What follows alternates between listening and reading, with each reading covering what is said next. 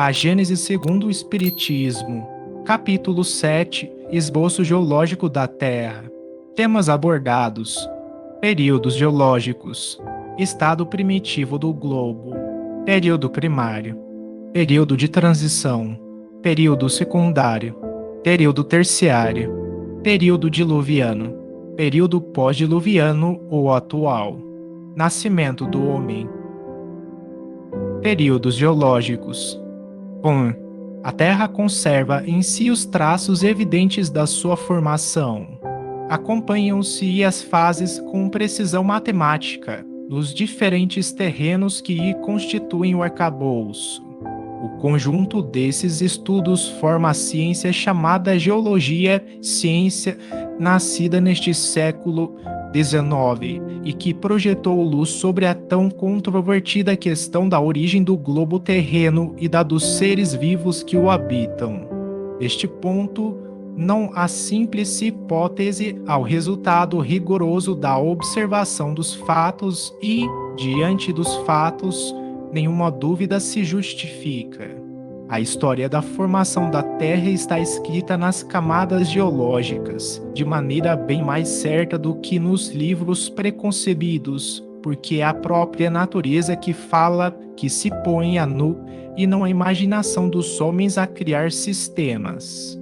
Desde que se notem traços de fogo, pode dizer-se com certeza que houve fogo ali, onde se vejam os da água. Pode dizer-se que a água ali esteve. Desde que se observe nos de animais, pode dizer-se que viveram aí animais. A geologia é, pois, uma ciência toda de observação, só tira deduções do que vê sobre os pontos duvidosos, nada afirma, não emite opiniões discutíveis, por esperar de observações mais completas a solução procurada. Sem as descobertas da geologia, como sem as da astronomia, a gênese do mundo ainda estaria nas trevas da lenda. Graças a elas, o homem conhece hoje a história da sua habitação, tendo desmoronado, para não mais tornar a erguer-se a estrutura de fábulas que lhe rodeavam o berço. 2. Em todos os terrenos onde existam valas, escavações naturais ou praticadas pelo homem, nota-se o a que se chama estratificações, isto é, camadas superpostas. Os que apresentam essa disposição se designam pelo nome de terrenos estratificados. Essas camadas, de espessura que varia desde alguns centímetros a até 100 metros e mais, se distinguem entre si pela cor e pela natureza das substâncias de que se compõem. Os trabalhos de arte, a perfuração de poços, a exploração de pedreiras e, sobretudo, de minas facultaram observá-las até grande profundidade. 3. São em geral homogêneas as camadas, isto é, cada uma constituída da mesma substância ou de substâncias diversas, mas que existiram juntas e formaram um todo compacto. A linha de separação que as isola umas das outras é sempre nitidamente sulcada, como nas fiadas de uma construção. Em nenhuma parte se apresentam misturadas e sumidas umas nas outras, nos pontos de seus respectivos limites, como se dá, por exemplo, com as cores do prisma e do arco-íris. Por esses caracteres, reconhece-se que elas se formaram sucessivamente, depositando-se uma sobre outra em condições e por causas diferentes. As mais profundas são, naturalmente, as que se formaram em primeiro lugar, tendo se formado posteriormente as mais superficiais. A última de todas, a que se acha na superfície, é a camada da terra vegetal, que deve suas propriedades aos detritos de matérias orgânicas provenientes das plantas e dos animais. 4. As camadas inferiores, colocadas abaixo da camada vegetal, receberam em geologia o nome de rochas, palavra que, nessa acepção, nem sempre implica a ideia de uma substância pedrosa, significando antes um leito ou banco feito de uma substância mineral qualquer. Umas são formadas de areia, de argila ou de terra argilosa, de marna, de seixos rolados, outras são de pedras propriamente ditas, mais ou menos duras, tais como os grés, os mármores, o crê, os calcários ou pedras calcárias, as pedras molares ou carvões de pedra, os asfaltos, etc.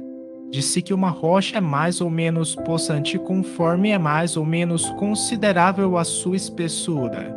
Mediante o exame da natureza dessas rochas ou camadas, reconhece-se, por sinais certos, que umas provêm de matérias fundidas e, às vezes, vitrificadas sob a ação do fogo, outras de substâncias terrosas depostas pelas águas. Algumas de tais substâncias se conservaram desagregadas, como as areias, outras, a princípio em estado pastoso, sob a ação de certos agentes químicos ou por outras causas, endureceram e adquiriram, com o tempo, a consistência da pedra. Os bancos de pedra superpostas denunciam depósitos sucessivos. O fogo e a água participaram, pois, da formação dos materiais que compõem o arcabouço sólido do globo terráqueo. 5. A posição normal das camadas terrosas ou pedregosas provenientes de depósitos aquosos é a horizontal. Ao vermos essas planícies imensas, que por vezes se estendem a perder de vista, de perfeita horizontalidade, lisas como se as tivesse nivelado com um rolo compressor, ou esses vales profundos, tão planos como a superfície de um lago, podemos estar certos de que, em época mais ou menos afastada, tais lugares estiveram por longo tempo cobertos de águas tranquilas que, ao se retirarem, deixaram em seco as terras que elas depositaram enquanto ali permaneceram. Retiradas as águas, essas terras se cobriram de vegetação. Se, em vez de terras gordas, nota 50, mimosas, argilosas ou marnosas, nota 51, próprias a assimilar os princípios nutritivos, as águas apenas depositaram areias silicosas. Sem agregação, temos as planícies arenosas que constituem as charnecas e os desertos, dos quais nos podem dar pequena ideia os depósitos que ficam das inundações parciais e os que formam as aluviões na embocadura dos rios. Nota 50. Terra gorda, terra que é úmida, coesa, forte. Nota 51. Solos limosos, argilosos ou marnosos. São solos de calcário e argila usados em olarias e como corretivo de terras agrícolas. 6. Conquanto a horizontal seja a posição mais generalizada e a que normalmente assumem as formações aquosas, não é raro ver em si os países montanhosos em extensões bem grandes, rochas duras, cuja natureza indica que foram formadas em posição inclinada e, até por vezes, vertical. Ora, como, segundo as leis de equilíbrio dos líquidos e da gravidade, os depósitos aquosos somente em planos horizontais podem formar-se, pois os que se formam sobre planos inclinados são arrastados pelas correntes e pelo próprio peso para as baixadas. Evidente se torna que tais depósitos foram levantados por uma força qualquer depois de se terem solidificado ou transformado em pedras. Destas considerações se pode concluir com certeza que todas as camadas pedrosas que, provindo de depósitos aquosos, se encontram em posição perfeitamente horizontal, foram formadas durante séculos por águas tranquilas e que, todas as vezes que se achem em posição inclinada, o solo foi convulsionado e deslocado posteriormente por subversões gerais ou parciais, mais ou menos consideráveis. 7. Um fato característico e da mais alta importância pelo testemunho irrecusável que oferece consiste no existirem, em quantidades enormes, despojos fósseis de animais e vegetais dentro das diferentes camadas.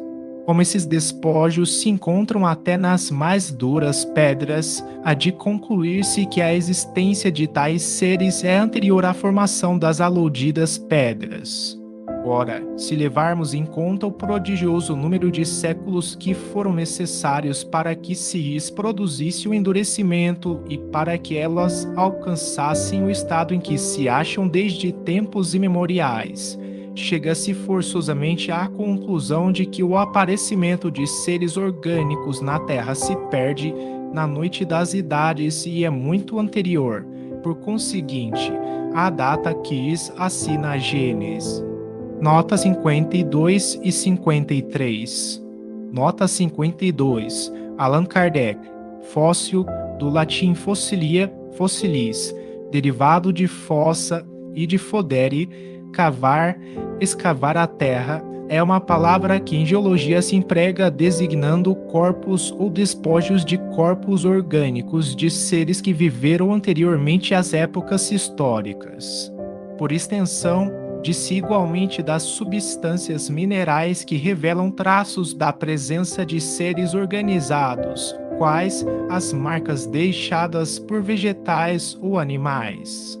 O termo petrificado se emprega relativamente aos corpos que se transformaram em pedra pela infiltração de matérias silicosas ou calcárias nos tecidos orgânicos. Todas as petrificações necessariamente são fósseis, mas nem todos os fósseis são petrificações.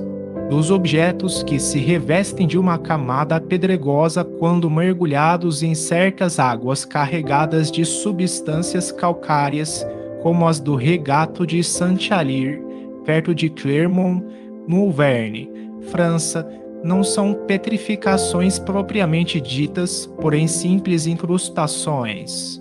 Os monumentos, inscrições e objetos produzidos por fabricação humana, esses pertencem à arqueologia. Nota 53. Sabemos que as primeiras formas de vida, bactérias e algas azul esverdeadas surgiram há cerca de 3.500 milhões de anos. E há 570 milhões de anos as plantas e os animais complexos começaram a se desenvolver. 8. Entre os despojos de vegetais e animais, alguns aqui se mostram penetrados em todos os pontos de sua substância, sem que isso lhes alterasse a forma de matérias silicosas ou calcárias que os transformaram em pedras, algumas das quais apresentam a dureza do mármore. São as petrificações propriamente ditas. Outros foram apenas envolvidos pela matéria no estado de flacidez, são encontrados intactos e, alguns inteiros, nas mais duras pedras. Outros, finalmente, apenas deixaram marcas, mas de uma nitidez e uma delicadeza perfeitas. No interior de certas pedras, encontraram-se até marcas de passos e, pela forma do pé, dos dedos e das unhas, chegou-se a reconhecer a espécie animal a que pertenceram. Nore. Os fósseis de animais absolutamente não contêm, e isso é fácil de conceber-se, senão as partes sólidas e resistentes, isto e as ossaturas, as escamas e os cornos. São, não raro, esqueletos completos, as mais das vezes. No entanto, são apenas partes destacadas, que a procedência facilmente se reconhece. Examinando-se uma queixada, um dente, logo se vê se pertence a um animal herbívoro ou carnívoro. Como todas as partes do animal guardam necessária correlação à forma da cabeça, de uma omoplata, de um osso da perna, de um pé, basta para determinar o porte, a forma geral, o gênero de vida do animal. Nota 54. Os animais terrestres têm uma organização que não permite sejam confundidos com os animais aquáticos. São extremamente numerosos os peixes e os moluscos testáceos fósseis. Só estes últimos formam, às vezes, bancos inteiros de grande espessura. Pela natureza deles, verifica-se sem dificuldade se são animais marinhos ou de água doce. Nota 54, Allan Kardec, do ponto a que Georges Cuvier, de 1769 a 1832, zoólogo e paleontólogo francês, levou a ciência paleontológica. Um só osso basta frequentemente para determinar o gênero, a espécie, a forma de um animal, seus hábitos e para o reconstruir todo inteiro. 3. Os seixos rolados, que em certos lugares formam rochas formidáveis, constituem inequívoco indício da origem deles. São arredondados como os calhaus de beira-mar, sinal certo do atrito que sofreram por efeito das águas. As regiões onde eles se encontram enterrados em massas consideráveis foram incontestavelmente ocupadas pelo oceano ou, durante longo tempo, por outras águas movediças ou violentamente agitadas. Além disso, os terrenos das diversas formações se caracterizam pela natureza mesma dos fósseis que encerram. As mais antigas contêm espécies animais ou vegetais que desapareceram inteiramente da superfície do planeta. Também desapareceram algumas espécies mais recentes. Conservaram-se, porém, outras análogas que apenas diferem daquelas pelo porte e por alguns matizes de forma. Outras, finalmente, cujos últimos representantes ainda vemos, tendem evidentemente a desaparecer em futuro mais ou menos próximo, tais como os elefantes, os rinocerontes, os hipopótamos, etc. Assim, à medida que as camadas terrestres se aproximam da nossa época, as espécies animais e vegetais também se aproximam das que hoje existem. As perturbações, os cataclismos que se produziram na Terra desde a sua origem, lhe mudaram as condições de aptidão para entretenimento da vida e fizeram desaparecessem gerações inteiras de seres vivos. 12. Interrogando-se a natureza das camadas geológicas, vem-se a saber, de modo mais positivo, se, na época de sua formação, a região onde elas se apresentam era ocupada pelo mar, pelos lagos ou por florestas e planícies povoadas de animais terrestres.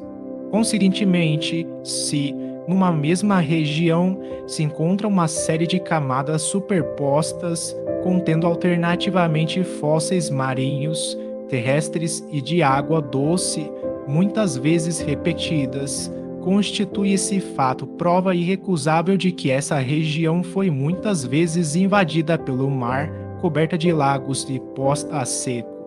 E quantos séculos de séculos, certamente, quantos milhares de séculos, talvez, não foram precisos para que cada período se completasse. Que força poderosa não foi necessária para deslocar e recolocar o oceano, levantar montanhas? Por quantas revoluções físicas, comoções violentas não teve a Terra de passar antes de ser qual a vemos desde os tempos históricos? E querer-se que tudo isso fosse obra executada em menos tempo do que o que leva uma planta para germinar. 13. O estudo das camadas geológicas atesta, como já se disse, formações sucessivas, que mudaram o aspecto do globo e dividem a história em muitas épocas, que constituem os chamados períodos geológicos, cujo conhecimento é essencial para a determinação da gênese. São em número de 6 os principais, designados pelos nomes de períodos primário, de transição, secundário, terciário, diluviano, pós-diluviano ou atual. Os terrenos formados durante cada período também se chamam terrenos primitivos, de transição, secundários, etc. Diz-se, pois, que tal ou tal camada ou rocha, tal ou tal fóssil se encontram nos terrenos de tal ou tal período. 14. Cumpre-se note que o número desses períodos não é absoluto, pois depende dos sistemas de classificação. Nos 6 principais mencionados acima, só se compreendem os que estão assinalados por uma mudança notável e geral no estado do planeta, mas a observação prova que muitas formações sucessivas se operaram enquanto durou cada um deles. Por isso é que são divididos em 6 períodos caracterizados pela natureza dos terrenos e que levam a 26 o número das formações gerais bem assinaladas, sem contar os que provêm de modificações devidas a causas puramente locais. Estado primitivo do globo, nota 55.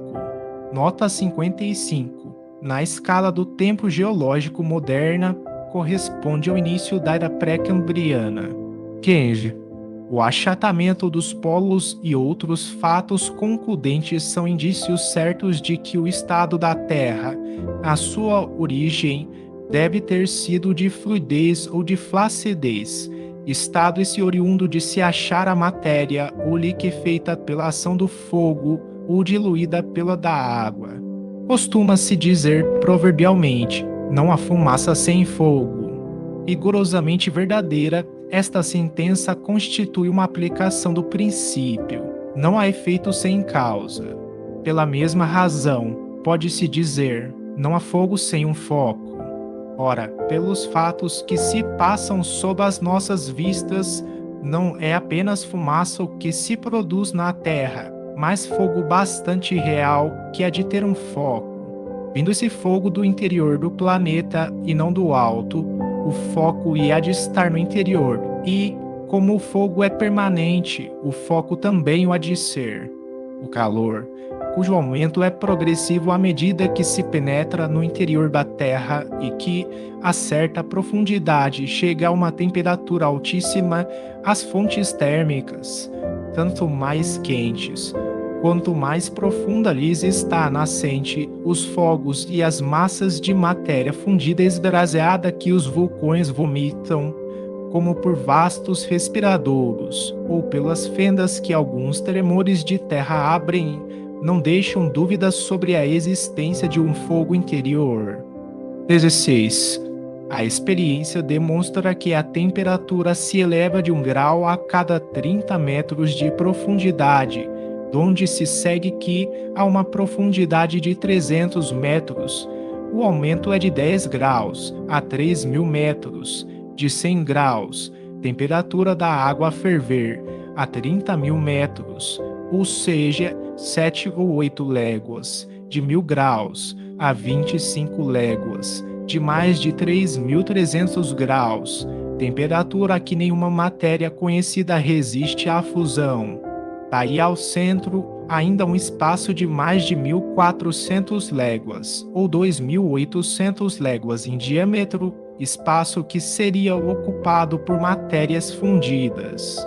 Conquanto não haja aí mais do que uma conjetura, julgando da causa pelo efeito, tem ela todos os caracteres da probabilidade e leva à conclusão de que a Terra ainda é uma massa incandescente recoberta de uma crosta sólida da espessura de 25 léguas no máximo, o que é apenas a 120ª parte do seu diâmetro. Proporcionalmente, seria muito menos do que a espessura da mais delgada casca de laranja. Aliás, é muito variável a espessura da crosta terrestre, porquanto as zonas, sobretudo nos terrenos vulcânicos, onde o calor e a flexibilidade do solo indicam que ela é pouco considerável. A elevada temperatura das águas termais constitui igualmente indício de proximidade do foco central. Nota 56. Nota 56. Estima-se que a espessura da crosta seja de 6 km no leito dos oceanos e 40 km na crosta continental. 17. Assim sendo, evidente se torna que o primitivo estado de fluidez ou de flacidez da Terra há de ter tido como causa a ação do calor e não a da água. Em sua origem, pois, a Terra era uma massa incandescente. Em virtude da irradiação do calórico, 57 deu-se o que se dá com toda a matéria em fusão. Ela esfriou pouco a pouco, principiando o resfriamento, como era natural, pela superfície, que então endureceu, ao passo que o interior se conservou fluido. Pode-se assim comparar a Terra a um bloco de carvão ao sair ígneo da fornalha e que sua superfície se apaga e resfria ao contato do ar, mantendo-se o interior em estado de ignição, conforme se verificará, quebrando-o. Nota 57. Teoria calórica é uma teoria obsoleta que supunha a existência de um fluido invisível e inodoro, chamado calórico, que todos os corpos conteriam em quantidades determinadas em sua composição. Era considerado causador das alterações de temperatura até metade do século XIX. Quanto maior fosse a temperatura de um corpo, maior seria a sua quantidade de calórico, limitada para cada corpo a uma quantidade finita. A teoria do calórico explicava o comportamento dos gases e do vapor em termos de uma distinção entre o estado livre e latente do calor. Calor livre podia ser sentido e medido por termômetros, calor latente, por estar intimamente ligado com as ligações das moléculas, não poderia. 18. Na época em que o globo terrestre era uma massa incandescente, não continha nenhum átomo a mais, nem a menos do que hoje. Nota 58 apenas. Sob a influência da alta temperatura, a maior parte das substâncias que a compõem e que vemos sob a forma de líquidos ou de sólidos, de terras, de pedras, de metais e de cristais se achavam em estado muito diferente. Sofreram unicamente uma transformação. Em consequência do resfriamento, os elementos formaram novas combinações. O ar, enormemente dilatado, de certo se estendia a uma distância imensa. Toda a água, forçosamente transformada em vapor, se encontrava misturada com o ar. Todas as matérias suscetíveis de se volatilizarem, tais como os metais, o enxofre, o carbono, se achavam em estado de gás.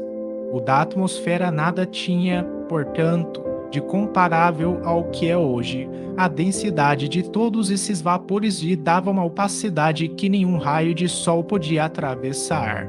Se nessa época um ser vivo pudesse existir na superfície do planeta, apenas seria iluminado pelos reverberos sinistros da fornalha que estava sob os pés e da atmosfera esbraseada. Ele nem sequer suspeitaria da existência do solo. Nota 58. Parece-nos que Kardec se referia apenas à Terra propriamente dita, não levando em conta os aerólitos e a poeira cósmica que a ela se vem juntando. Período primário. Nota 59. Nota 59. Refere-se à parte da era pré-cambriana, de acordo com a escala de tempo geológico moderna. 19. O primeiro efeito do resfriamento foi a solidificação da superfície exterior da massa em fusão e a formação aí de uma crosta resistente que, delgada a princípio, gradativamente se espessou. Essa crosta constitui a pedra chamada granito de extrema dureza, assim denominada pelo seu aspecto granuloso. Nela se distinguem 3 substâncias principais: o feldspato, o quartzo ou cristal de rocha e a mica. Esta última tem brilho metálico, embora não seja um metal. A camada granítica foi, pois, a primeira que se formou no globo, é a que o envolve por completo, constituindo de certo modo o seu arcabouço ósseo. É o produto direto da consolidação da matéria fundida. Sobre ela e nas cavidades que apresentava a sua superfície torturada foi que se depositaram sucessivamente as camadas dos outros terrenos, posteriormente formados. O que a distingue destes últimos é a ausência de toda e qualquer estratificação, quer dizer, ela forma uma massa compacta e uniforme em toda a sua espessura, que não é disposta em camadas. A efervescência da matéria incandescente havia de produzir nela numerosas e profundas fendas pelas quais essa mesma matéria extravasava. Vede, o efeito seguinte do resfriamento foi ali que fação de algumas matérias contidas no ar em estado de vapor, as quais se precipitaram na superfície do solo. Houve então chuvas e lagos de enxofre e de betume, verdadeiros regatos de ferro, cobre, chumbo e outros metais fundidos. Infiltrando-se pelas fissuras, essas matérias constituíram os veios e filões metálicos. Sob o influxo desses diversos agentes, a superfície granítica experimentou alternativas decomposições. Produziram-se misturas, que formaram os terrenos primitivos propriamente ditos, distintos da rocha granítica, mas em massas confusas e sem estratificação regular. Vieram a seguir as águas que, caindo sobre um solo ardente, se vaporizavam de novo, recaíam em chuvas torrenciais e assim sucessivamente, até que a temperatura lhes facultou permanecerem no solo em estado líquido. É a formação dos terrenos graníticos que dá começo à série dos períodos geológicos, aos quais conviria se acrescentasse o do estado primitivo de incandescência do globo. 21. Tal aspecto do primeiro período, verdadeiro caos de todos os elementos confundidos, à procura de estabilização, período em que nenhum ser vivo podia existir. Por isso mesmo, um de seus caracteres distintivos em geologia é a ausência de qualquer vestígio de vida vegetal ou animal. Impossível se torna assinar duração determinada a esse período, do mesmo modo que aos que se seguiram. Mas, dado o tempo que se faz mister para que uma bala, nota 60, de determinado volume, aquecida até o branco, se resfrie na superfície ao ponto de permitir que uma gota de água possa sobre ela permanecer em estado líquido, calculou-se que, se essa bala tivesse o tamanho da Terra, necessários seriam mais de 1 milhão de anos. Nota 60. No original francês foi usado o termo boulet, projetil esférico de metal, munição de canhões. Período de transição. Nota 61. Nota 61. Refere-se à maior parte da Era Pré-Cambriana e toda a Era Paleozoica atuais. 22. No começo do período de transição, ainda pequena era a espessura da sólida crosta granítica, que, portanto, existência muito fraca oferecia a efervescência das matérias enfogadas que ela cobria e comprimia. Produziam-se, pois, intumescências, despedaçamentos numerosos por onde se escapava a lava interior. O solo apresentava desigualdades pouco consideráveis. As águas, pouco profundas, cobriam quase toda a superfície do globo, com exceção das partes sorguidas, que, formando terrenos baixos, eram frequentemente alagados.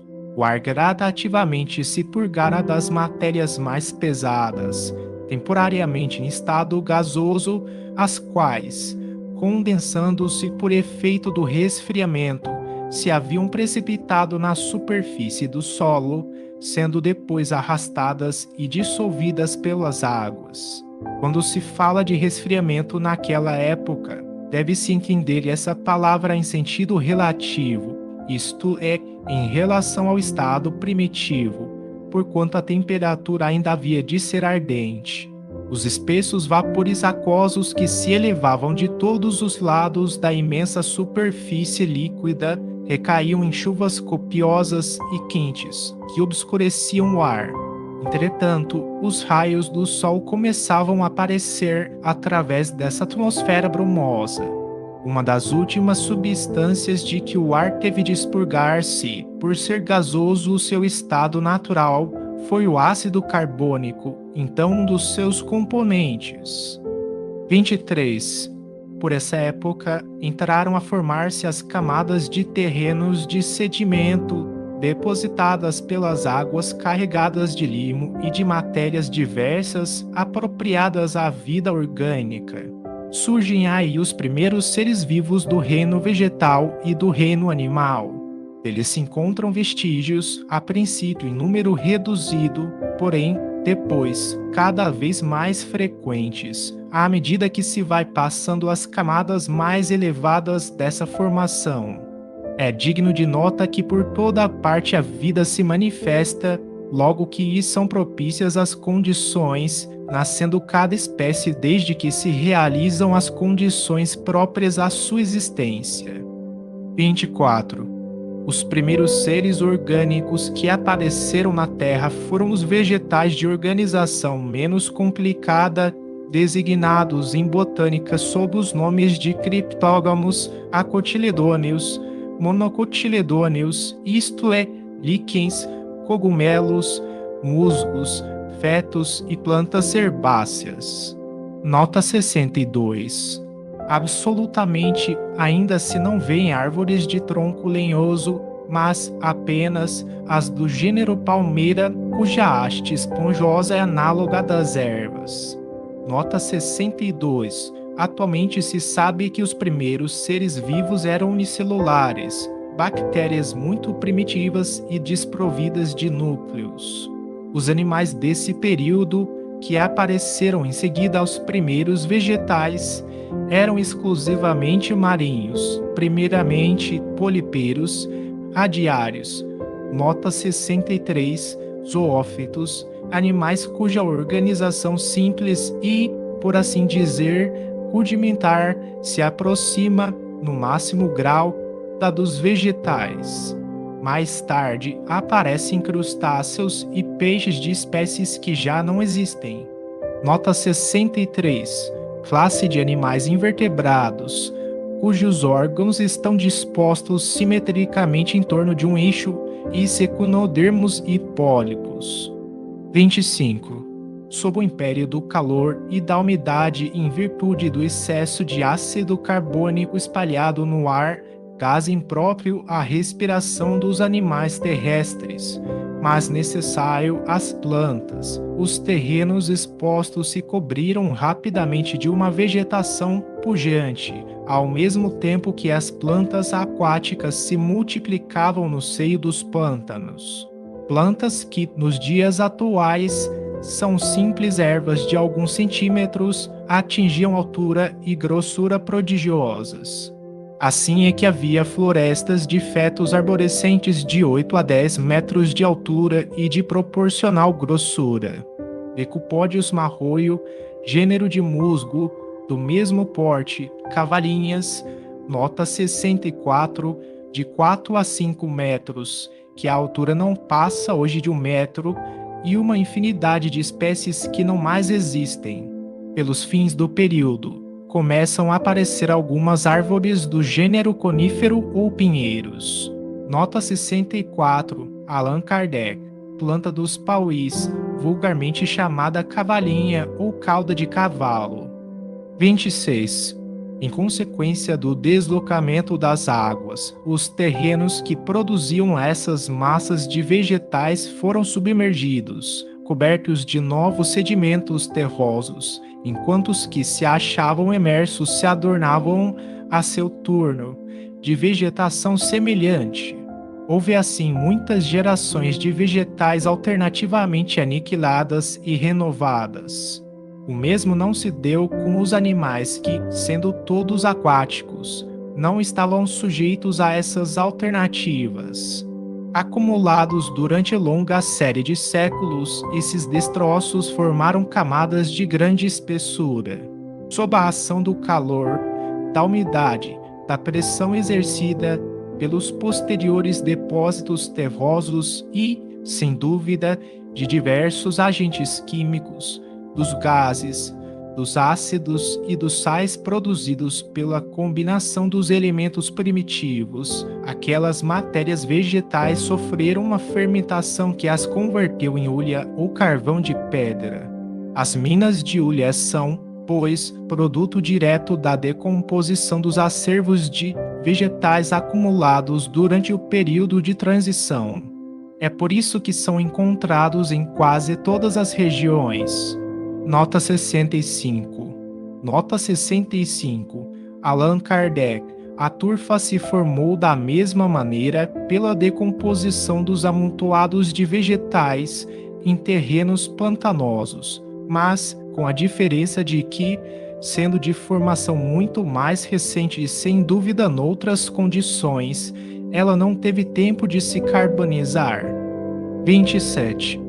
Os restos fósseis da pujante vegetação dessa época, achando-se hoje sob os gelos das terras polares, tanto quanto na zona tórrida, segue-se que, uma vez que a vegetação era uniforme, também a temperatura o havia de ser.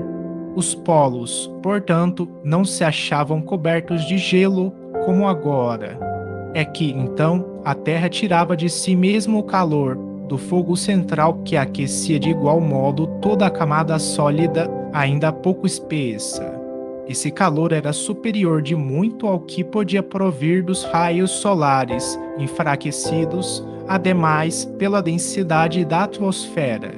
Só mais tarde, quando a ação do calor central se tornou muito fraca ou nula sobre a superfície exterior do globo, a do Sol passou a preponderar e as regiões polares, que apenas recebiam raios oblíquos, portadores de pequena quantidade de calor, se cobriram de gelo.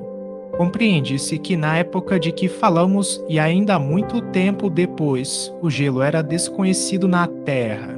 Deve ter sido muito longo esse período, a julgar pelo número e pela espessura das camadas de hulha. Nota 66. Nota 66. Allan Kardec, na Baía de Fundy, Nova Escócia, o Sr. Lyell, Charles Lyell de 1797 a 1875, geólogo britânico, encontrou uma camada de hulha de espessura de 400 metros, 68 níveis diferentes, apresentando traços evidentes de muitos solos de florestas, de cujas árvores os troncos ainda estavam guarnecidos de suas raízes. Ele fica não dando mais de 1000 anos para a formação de cada um desses níveis. Já teríamos 68.000 anos só para essa camada de hulha. Período secundário. Nota 67. Nota 67. Era Mesozoica atual. 28.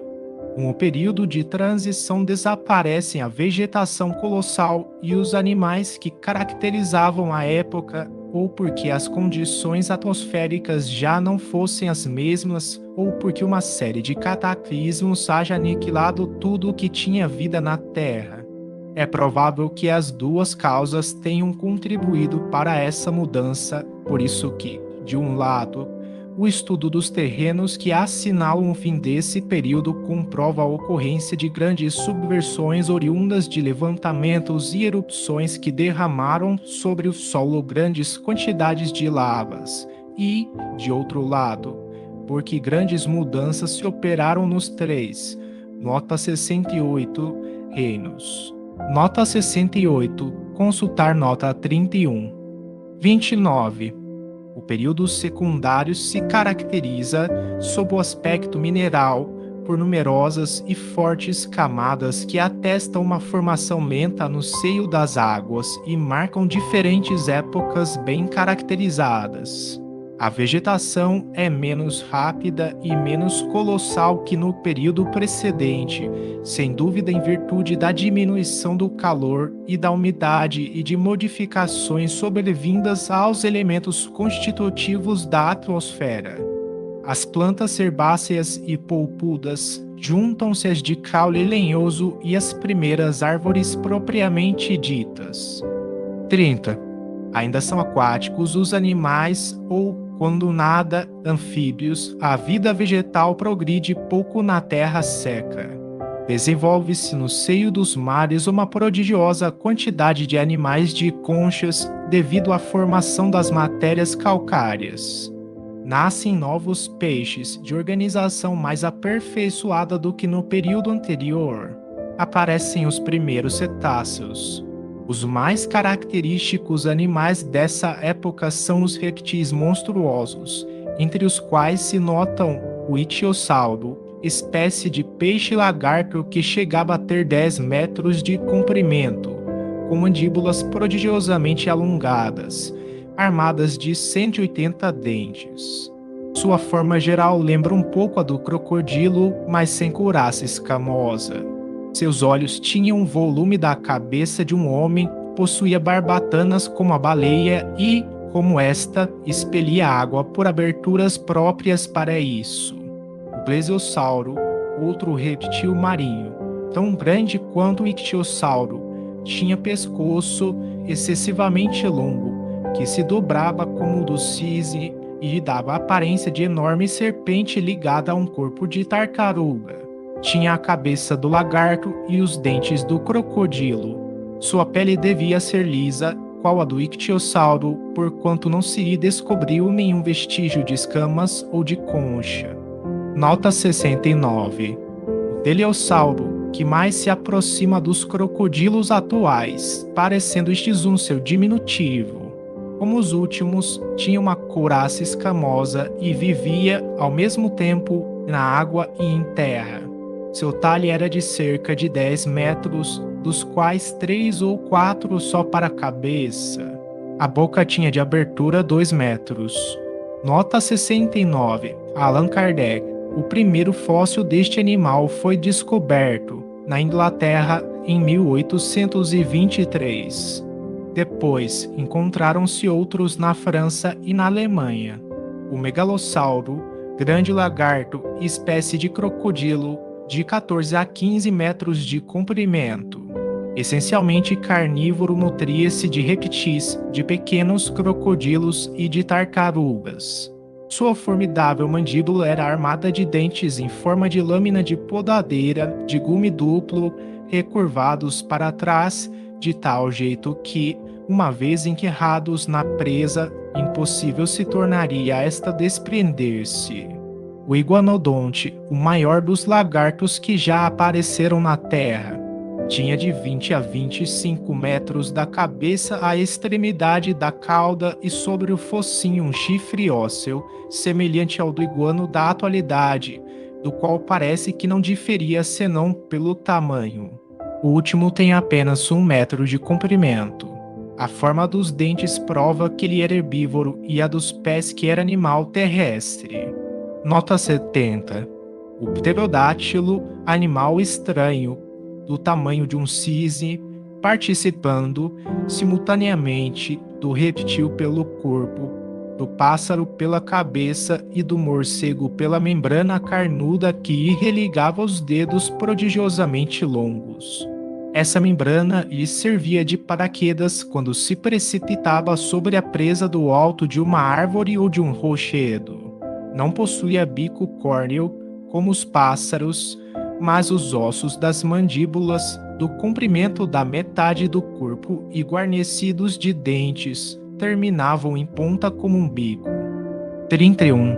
Durante esse período, que há de ter sido muito longo, como atestam o número e a pujança das camadas geológicas, a vida animal tomou enorme desenvolvimento no seio das águas, tal qual se dera com a vegetação no período que findara. Mais depurado e mais favorável à respiração, o ar começou a permitir que alguns animais vivessem em terra. O mar se deslocou muitas vezes, mas sem abalos violentos. Com esse período, desaparecem, por sua vez, aquelas raças de gigantescos animais aquáticos, substituídos mais tarde por espécies análogas de formas menos desproporcionadas e de menor porte. Nota 70. Somente após a desencarnação do autor, ocorrida em 1869, foram descobertos, na Inglaterra, fragmentos suficientes à montagem de um exemplar completo pelos paleontólogos, permitindo melhor elucidar detalhes da descrição desse dinossauro. Ficou, então, claro que ele tinha uma calosidade óssea sobre o focinho, como os iguanídeos, uma crista espinhosa no dorso, inexistindo chifres, que, no entanto, eram bastante evidentes em outros monstros, como nos saurópodes. 32. O orgulho levou o homem a dizer que todos os animais foram criados por sua causa e para a satisfação de suas necessidades. Mas qual o número dos que lhe servem diretamente, dos que lhe foi possível submeter, comparado ao número incalculável daqueles com os quais nunca teve ele, nem nunca terá quaisquer relações? Como se pode sustentar semelhante tese em face das inumeráveis espécies que exclusivamente povoaram a Terra por milhares e milhares de séculos, antes que ele aí surgisse e que afinal desapareceram? Poder-se afirmar que elas foram criadas em seu proveito. Entretanto, tinham todas a sua razão de ser, a sua utilidade. Deus, de certo, não as criou por simples capricho da sua vontade para dar a si mesmo, em seguida, o prazer de as aniquilar, pois que todas tinham vida, instintos, sensação de dor e de bem-estar. Com que fim ele o fez? Com o fim que é de ter sido soberanamente sábio, embora ainda não compreendamos. Certamente, um dia será dado ao homem conhecê-lo, para a confusão do seu orgulho, mas, enquanto isso não se verifica, como se ampliam as ideias ante os novos horizontes em que é permitido, agora, mergulhar à vista em presença do imponente espetáculo dessa criação, tão majestosa no seu lento caminhar, tão admirável na sua previdência, tão pontual, tão precisa e tão invariável nos seus resultados. Período terciário. Nota 71. Nota 71, período terciário da Era Cenozoica atual. 33. Com o período terciário, nova ordem de coisas começa para a Terra. O estado da sua superfície muda completamente de aspecto. Modificam-se profundamente as condições de vitalidade e se aproximam do estado atual. Os primeiros tempos desse período se assinalam por uma interrupção da produção vegetal e animal. Tudo revela traços de uma destruição quase geral dos seres vivos, depois do que aparecem sucessivamente novas espécies, cuja organização mais perfeita se adapta à natureza do meio onde são chamados a viver. 34. Durante os períodos anteriores, a crosta sólida do globo, em virtude da sua pequena espessura, apresentava, como já se disse, bem fraca resistência à ação do fogo interior, facilmente despedaçado. Esse envoltório permitia que as matérias em fusão se derramassem livremente pela superfície do solo. Outro tanto já não se deu quando este ganhou certa espessura. Então, comprimidas de todos os lados, as matérias esbraseadas, como a água em ebulição num vaso fechado, acabaram por produzir uma espécie de explosão. Violentamente quebrada num sem número de pontos, a massa granítica ficou crivada de fendas como um vaso rachado. Ao longo dessas fendas, a crosta sólida, levantada e deprimida, formou os picos, as cadeias de montanhas e suas ramificações. Certas partes do envoltório não chegaram a ser despedaçadas, foram apenas sorguidas, enquanto noutros pontos decalcamentos e escavações se produziram. A superfície do solo tornou-se então muito desigual às águas que, até aquele momento, a cobriam de maneira quase uniforme na maior parte da sua extensão, foram impelidas para os lugares mais baixos, deixando em seco vastos continentes ou cumes isolados de montanhas, formando ilhas. tal grande fenômeno que se operou no período terciário e que transformou o aspecto do globo.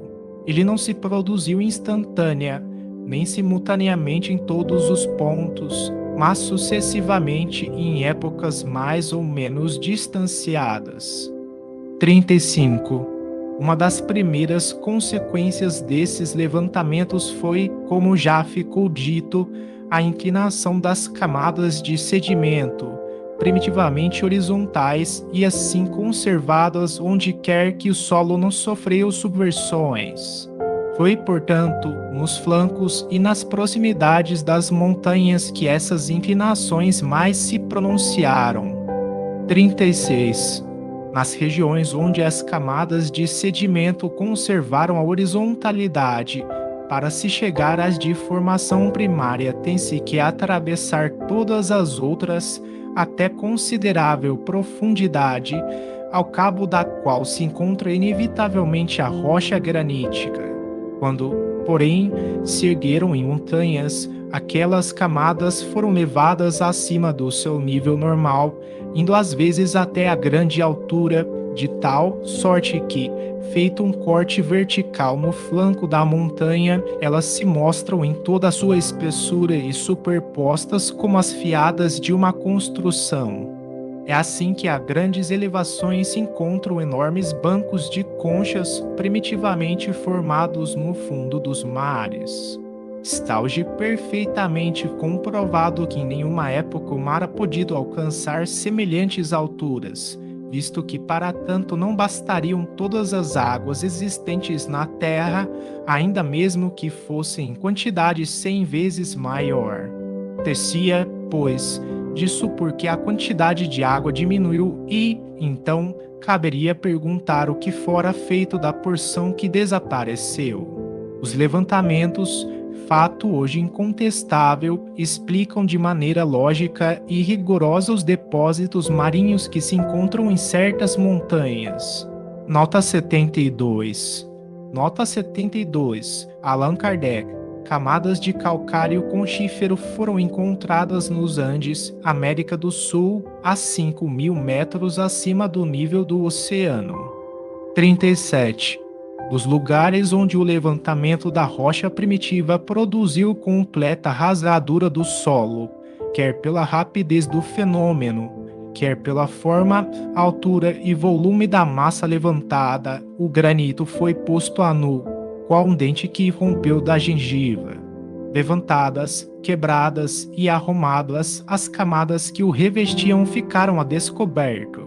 É assim que terrenos pertencentes às mais antigas formações e que, na posição primitiva, se achavam a grande profundidade, compõem hoje o solo de certas regiões. 38. Deslocada por efeito dos sorguimentos, a massa granítica deixou em alguns sítios fendas por onde se escapa o fogo interior e se escoam as matérias em fusão, os vulcões, que são como que chaminés da imensa fornalha, ou, melhor, válvulas de segurança que, dando saída ao excesso das matérias ígneas, preservam o globo de comoções muito mais terríveis. Daí o poder dizer-se que os vulcões em atividade são uma segurança para o conjunto da superfície do solo. Da intensidade desse fogo é possível fazer-se ideia, ponderando-se que no seio mesmo dos mares se abrem vulcões e que a massa de água que os recobre e neles penetra não consegue extingui-los. 39. Os levantamentos operados na massa sólida necessariamente deslocaram as águas, sendo estas impelidas para as partes côncavas, que ao mesmo tempo se haviam tornado mais profundas pela elevação dos terrenos emergidos e pela depressão de outros.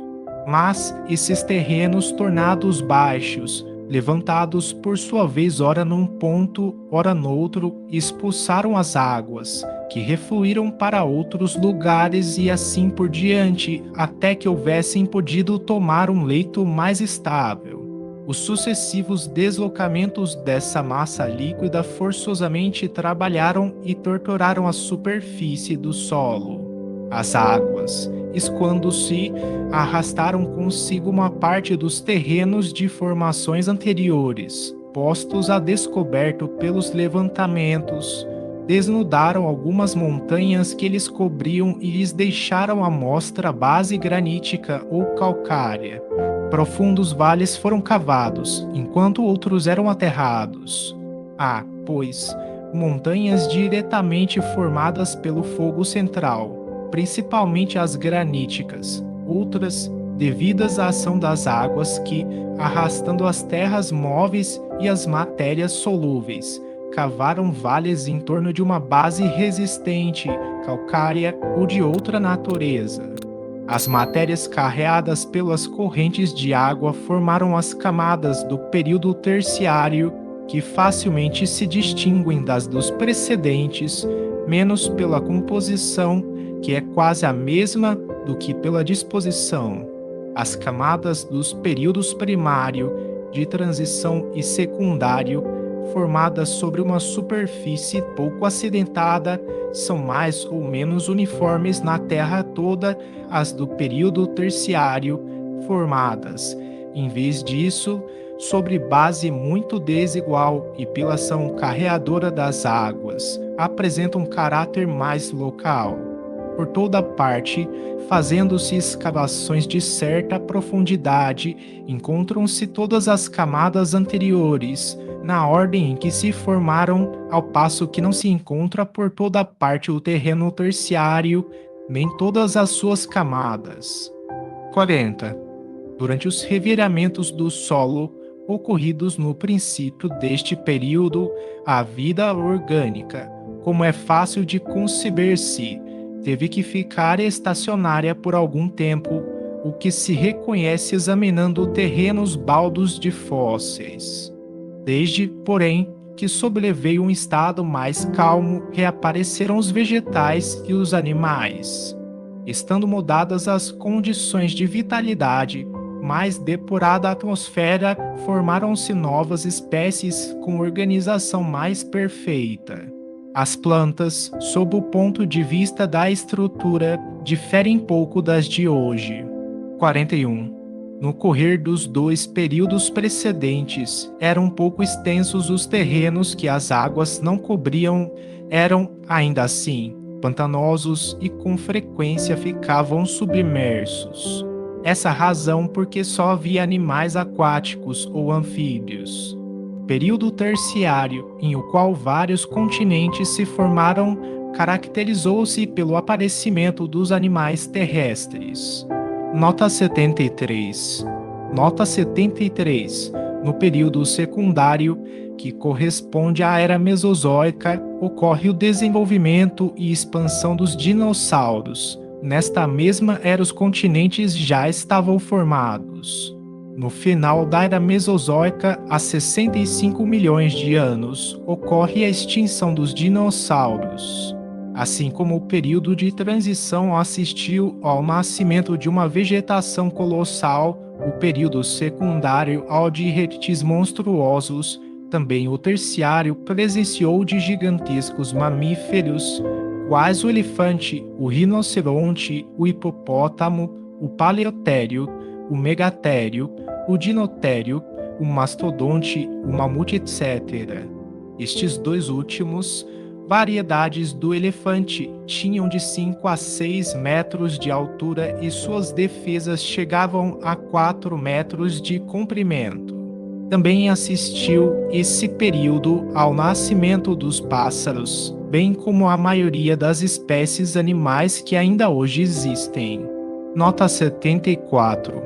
Algumas das dessa época sobreviveram aos cataclismos posteriores, outras, qualificadas genericamente de animais antediluvianos, desapareceram completamente ou foram substituídas por espécies análogas de formas menos pesadas e menos maciças, cujos primeiros tipos foram como que esboços. Nota 74. A paleontologia situa o surgimento dos pássaros na era mesozoica moderna, mais exatamente no período Jurássico, que corresponde ao período secundário desta obra. tais o feliz peloa, animal carnívoro do tamanho de um touro, com os caracteres anatômicos do tigre e do leão, o Cervus megaceron, variedade do cervo, cujos chifres, compridos de 3 metros, eram espaçados de 3 a 4 nas extremidades. Período diluviano. Nota 75. Nota 75 corresponde à época do Pleistoceno, no período quaternário da Era Cenozoica. 42. Este período teve a assinalar um dos maiores cataclismos que revolveram o globo, cuja superfície lhe mudou mais uma vez de aspecto, destruindo uma imensidade de espécies vivas, das quais apenas restam despojos. Por toda a parte deixou traços que atestam a sua generalidade. As águas, violentamente arremessadas fora dos respectivos leitos, invadiram os continentes, arrastando consigo as terras e os rochedos, desnudando as montanhas, desarraigando as florestas seculares. Os novos depósitos que elas formaram são designados, em geologia, pelo nome de terrenos diluvianos. 43. Um dos vestígios mais significativos desse grande desastre são os penedos chamados blocos erráticos.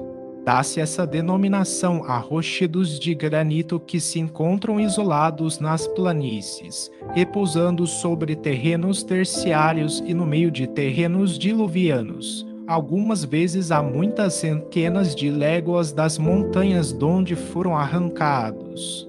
É claro que só a violência das correntes ha podido transportá-los a tão grandes distâncias. Nota 76.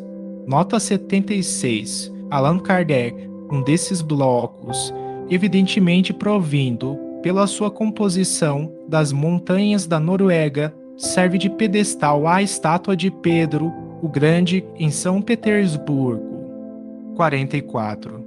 Outro fato não menos característico e cuja causa se não descobriu ainda que só nos terrenos diluvianos se encontram os primeiros aerólitos, pois que somente nessa época eles começaram a cair, segue-se que anteriormente não existia causa que os produz.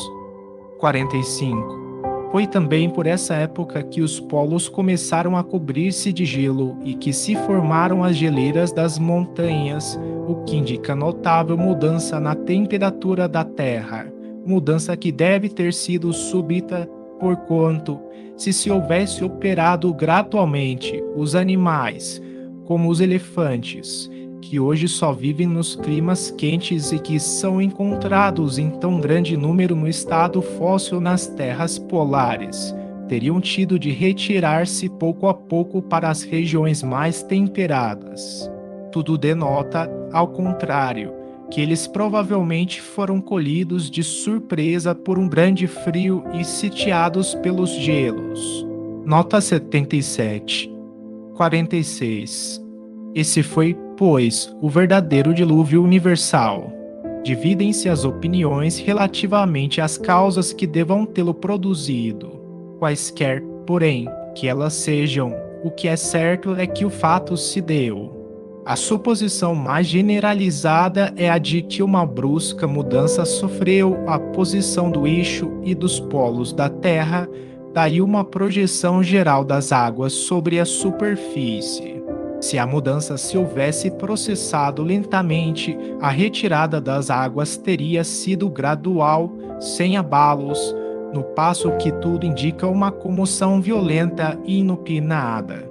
Ignorando qual a verdadeira causa, temos que ficar no campo das hipóteses. O deslocamento repentino das águas também pode ter ocasionado o levantamento de certas partes da crosta sólida e a formação de novas montanhas dentro dos mares, conforme se verificou em começo do período terciário. Mas, além de que, então, o cataclismo não teria sido geral, isso não explicaria a mudança subitânea da temperatura dos polos. 47. Na tormenta determinada pelo deslocamento das águas, pereceram muitos animais, outros, a fim de escaparem à inundação, se retiraram para os lugares altos, para as cavernas e fendas, onde sucumbiram em massa, ou de fome, ou entredevorando-se, ou ainda, talvez, pela irrupção das águas nos sítios onde se tinham refugiado e donde não puderam fugir. Nota 77, de Allan Kardec, em 1771, o naturalista russo Palois, Peter Simon Palois, de 1741 a 1811, alemão, se tornou famoso na Rússia e encontrou nos gelos do norte o corpo inteiro de um mamute revestido da pele e conservando parte das suas carnes. Em 1799, descobriu-se outro, igualmente encerrado num enorme bloco de gelo, na embocadura do Lena, na Sibéria, e que foi descrito pelo naturalista há anos. Os yakutos das circunvizinhanças lhe despedaçaram as carnes para alimentar seus cães. A pele se achava coberta de pelos negros e o pescoço guarnecia o espessa crina. A cabeça sem as defesas, que mediam mais de 4 metros, pesava mais de 200 quilos. Seu esqueleto está no Museu de São Petersburgo. Nas ilhas e nas bordas do mar glacial encontra-se tão grande quantidade de defesas que elas fazem objeto de considerável comércio sob o nome de marfim fóssil ou da Sibéria. Assim se explica a grande quantidade de ossadas de animais diversos, carnívoros e outros que são encontrados de mistura em certas cavernas, que por essa razão foram chamadas brechas ou cavernas ossosas. São encontradas as mais das vezes sob as estalagmites. Algumas, as ossadas parecem ter sido arrastadas para ali pela correnteza das águas. Nota 78. Nota 78. Allan Kardec conhece esse grande número de cavernas semelhantes, algumas de enorme extensão. Várias existem no México de muitas léguas. A de Aldesberg, em Carniola, Áustria, tem nada menos de 3 léguas. Uma das mais notáveis é a de Gallenhut, Nuremberg. Há muitas delas na França, na Inglaterra, na Alemanha, na Itália, Sicília e outros países da Europa.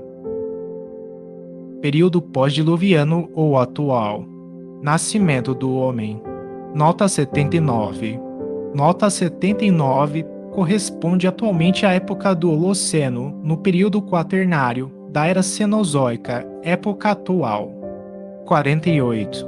Uma vez restabelecido o equilíbrio na superfície do planeta, prontamente a vida vegetal e animal retomou o seu curso. Consolidado, o solo assumiu uma colocação mais estável, o ar purificado se tornara apropriado a órgãos mais delicados. O Sol, brilhando em todo o seu esplendor através de uma atmosfera límpida, difundia com a luz um calor menos sufocante e mais vivificador do que o da fornalha interna. A terra se povoava de animais menos ferozes e mais sociáveis. Mais suculentos, os vegetais proporcionavam alimentação menos grosseira. Tudo, enfim, se achava preparado no planeta para o novo hóspede que o viria habitar. Apareceu então o homem, último ser da criação. A inteligência desse ser concorreria, dali em diante, para o progresso geral, progredindo ele próprio. 49. O homem só terá existido na Terra depois do período diluviano, ou terá surgido antes dessa época? Questão é esta muito controvertida hoje, mas sua solução, seja qual for, nada mudará no conjunto dos fatos verificados, nem fará que o aparecimento da espécie humana não seja anterior de muitos milhares de anos, à data que assina a Gênese bíblica. O que fez, se supusesse que o advento dos homens ocorreu posteriormente ao dilúvio, foi o fato de se não ter achado o vestígio autêntico da sua existência no período anterior. As ossadas descobertas em diversos lugares e que geraram a crença na existência de uma raça de gigantes antediluvianos foram reconhecidas como de elefantes. O que está fora de dúvida é que não existia o homem, nem o período primário, nem o de transição, nem o secundário, não só porque nenhum traço dele se descobriu, como também porque não havia para ele condições de vitalidade. Se o seu aparecimento se deu no terciário, só pode ter sido no fim do período e bem pouco então se há de lhe ter multiplicado. Até mais, por haver sido curto, o período antediluviano não determinou mudanças notáveis nas condições atmosféricas, tanto que eram os mesmos os animais, antes e depois dele, não é, pois, impossível que o aparecimento do homem tenha precedido esse grande cataclismo. Está hoje comprovada a existência do macaco naquela época e recentes descobertas parecem confirmar a do homem. Notas 80 e 81. Nota 80. Allan Kardec. Veja-se O Homem Antediluviano, por Boucher de Chevaux a de Père. Os Instrumentos de Pedra, idem. Discurso sobre as Revoluções do Globo, por Georges Cuvier, anotado pelo Dr. Uffer. Nota 81. Atualmente se sabe que a existência da espécie humana remonta a 3 milhões de anos, o que corresponde ao Plioceno, última época do período terciário.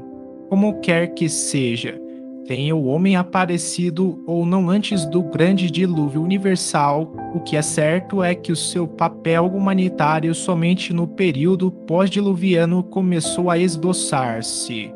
Pode-se, portanto, considerar caracterizado pela sua presença esse período.